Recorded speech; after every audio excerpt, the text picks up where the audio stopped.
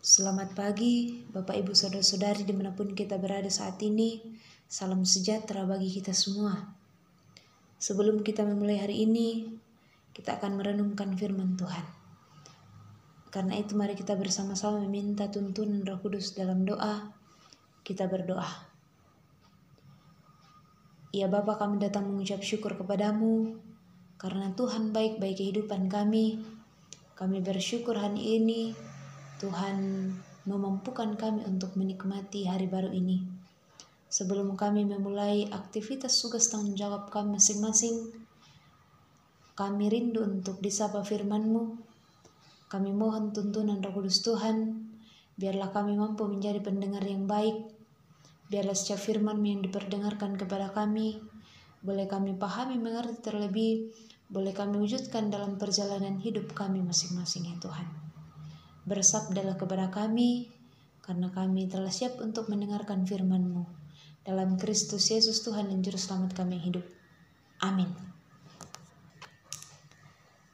Bapak Ibu Saudara-saudari, bacaan kita terambil dari Kitab Kejadian pasal 18, ayat 1 hingga ayat yang ke-8.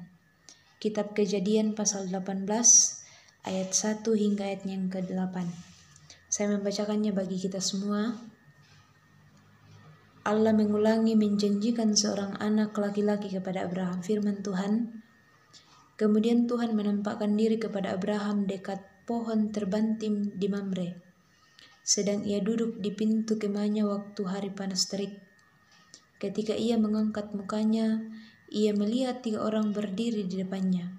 Sesudah dilihatnya mereka, ia berdiri dari pintu kemahnya menyungsung mereka, lalu sujudlah ia sampai ke tanah, serta berkata, Tuanku, jika aku telah mendapat kasih Tuanku, janganlah kiranya lampaui hamba-Mu ini. Biarlah diambil air sedikit, basuhlah kakimu dan duduklah beristirahat di bawah pohon ini. Biarlah ku ambil sepotong roti supaya tuan-tuan segera kembali. Kemudian bolehlah tuan-tuan meneruskan perjalanannya, sebab tuan-tuan telah datang ke tempat hamba-Mu ini. Jawab mereka, perbuatlah seperti yang kau katakan itu. Lalu Abraham segera pergi ke kemah mendapatkan Sarah serta berkata, segeralah ambil 3 sukat tepung yang terbaik, remaslah itu dan buatlah roti bundar. Lalu berlarilah Abraham kepada lembu sapinya. Ia mengambil seekor anak lembu yang empuk dan baik dagingnya dan memberikannya kepada seorang bujangnya.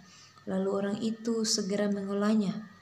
Kemudian diambilnya dadi dan susu serta anak lembu yang telah diolah itu, lalu dihidangkannya di depan orang-orang itu. Dan ia berdiri di dekat mereka di bawah pohon itu, sedang mereka makan.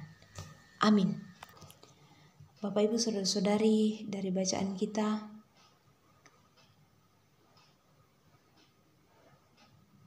ternyata kepekaan serta rasa empati kepada sesama kita itu penting. Mengapa? Kita melihat dari kisah yang dialami oleh Abraham. Ia memberi tumpangan dan menjamu orang yang ia tidak kenal. Hingga ia begitu bersuka cita dan antusias untuk mempersiapkan makanan bagi orang-orang itu, sebelum orang-orang itu melanjutkan perjalanan.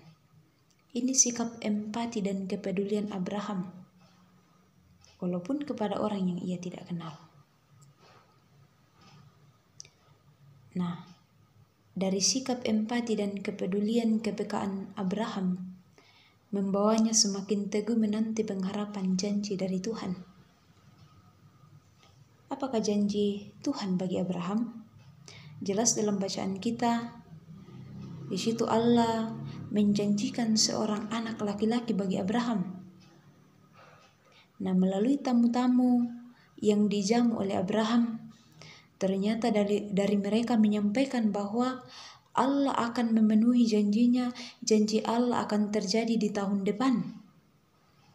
Sehingga ketika Abraham mendengar perkataan orang-orang itu, kemudian Abraham menyadari bahwa ternyata kehadiran tamu-tamu ini adalah rencana Allah yang hadir di kehidupannya.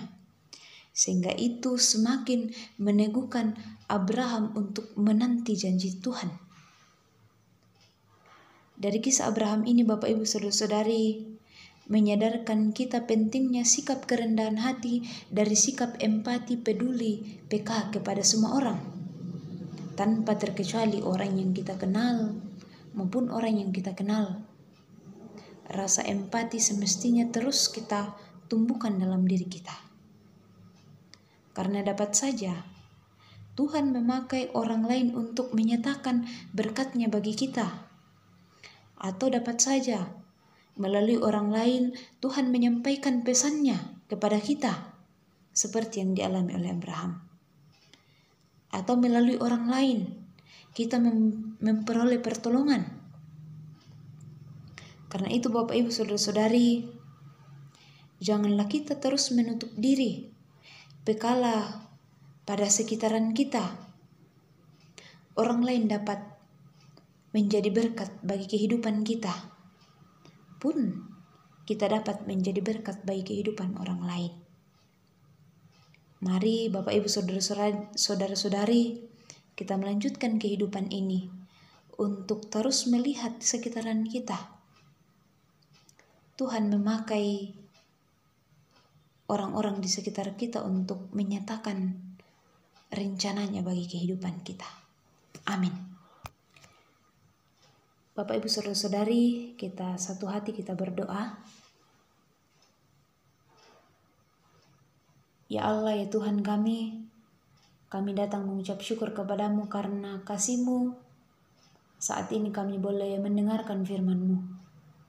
Kiranya firman-Mu betul-betul kami pahami dan boleh kami berlakukan dalam perjalanan hidup kami.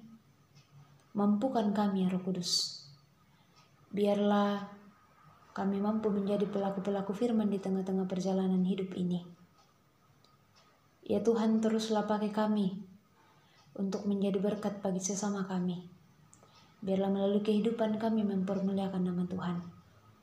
Segala tugas dan tanggung jawab kami sepanjang hari ini, kami pertaruhkan semuanya ke dalam tangan kuasa Tuhan. Mampukan kami Tuhan, topang kami. Beri kami hikmat, kekuatan, kesehatan, semangat, sukacita. Bahkan damai sejahtera-Mu kiranya terus menjadi bagian hidup kami. Agar apapun yang menjadi proses hidup kami sepanjang hari ini, boleh kami jalani di dalam kasih dan kehendak Tuhan sendiri. Berkati kami semua ya Tuhan. Dalam Kristus Yesus, Tuhan dan Juru Selamat kami yang hidup. Amin. Bapak Ibu Saudara-saudari, selamat melanjutkan kehidupan kita. Kiranya Tuhan Yesus terus menolong kita, dan terlebih kita terus menjadikan Yesus menjadi penolong bagi perjalanan hidup ini. Amin.